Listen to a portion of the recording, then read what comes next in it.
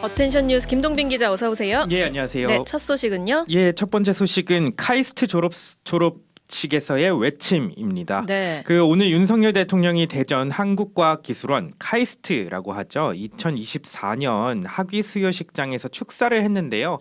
여기에 또 하나의 외침이 있었습니다.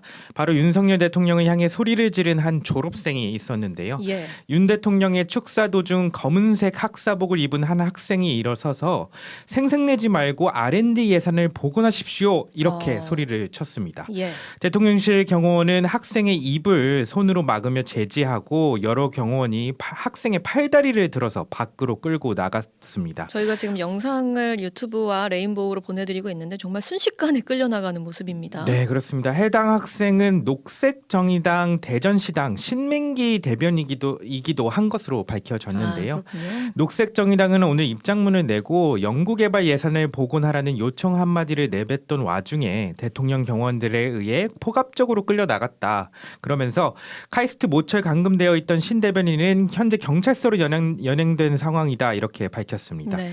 지난달 18일 윤 대통령이 참석한 그 전북 특별자치도 출범식에서도 비슷한 일이 있지 않았습니까? 진보당 강성희 의원이 대통령 경호처 경호요원들에게 의해 입이 틀어막힌 채 퇴장당해 논란이 됐는데요. 네. 이번에도 입을 손으로 막고 끌고 나가는 모습이 연출됐습니다.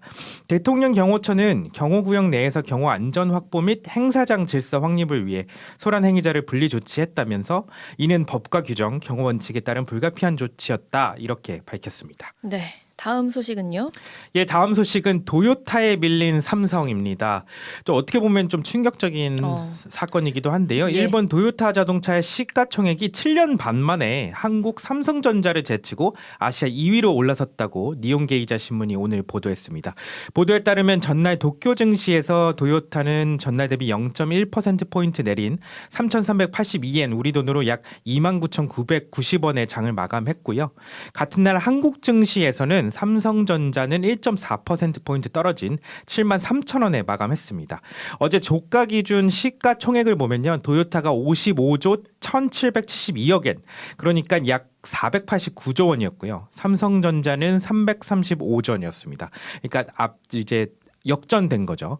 도요타의 시가총액이 삼성전자를 뛰어넘은 것은 약 7년 반 만이라고 신문은 전했는데요. 네. 이렇게 되면 도요타가 아시아 시가총액 2위로 올라서게 됩니다. 아시아 시가총액 1위는 대만의 세계 최대 파운드리 업체 TSMC였다고 합니다. 우리 증시가 계속 저평가되고 있다는 투자자들 불만이 많지 않습니까? 네, 그렇습니다. 그 일환인 것 같네요. 마지막 소식 볼까요? 예, 마지막 소식은 구조조정 소식인데요. KBS가 구조조정에 나섰다는 소식입니다. 네. KBS가 전사적 고용조정의 일환으로 특별 명예퇴직 및 희망퇴직을 실시한다고 밝혔습니다.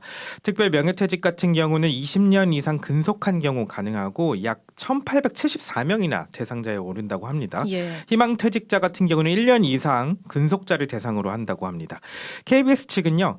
계속되는 적자와 예정된 수신료 분리 징수로 인해 공사는 유례없는 재정 및 경영 위기에 봉착해 있다면서 그 상황을 극복하기 위해 경영상 필요한 조치였다. 이렇게 배경에 대해 설명을 했습니다. 지난해 7월 정부 TV 수신료를 정기여금과 분리해 고지 징수하는 내용의 방송법 시행령 개정안을 공포하고 바로 시행하기로 의결하면서 이제 KBS의 재원 확보에 불똥이 떨어진 상황인 건데요. 예. KBS 이사회는 지난달 31일 TV 수신료 분리 징수로 인한 재원 감소로 거액의 적자가 발생할 것으로 예상하면서 이를 일부 상쇄하기 위해 인건비를 1,000억 원 넘게 줄이기로 의결한 바가 있습니다. 이에 따라서 이런 희망퇴직도 받고 있는 건데요. 네.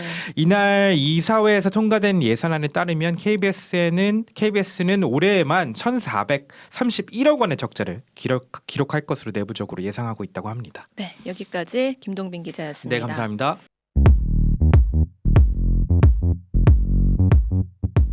오늘 하루 뉴스 맥락 정다운의 뉴스톡이면 됩니다. 유튜브 노컷 채널 알림 설정하시면 매일 오후 5시 30분 실시간 참여하실 수 있습니다.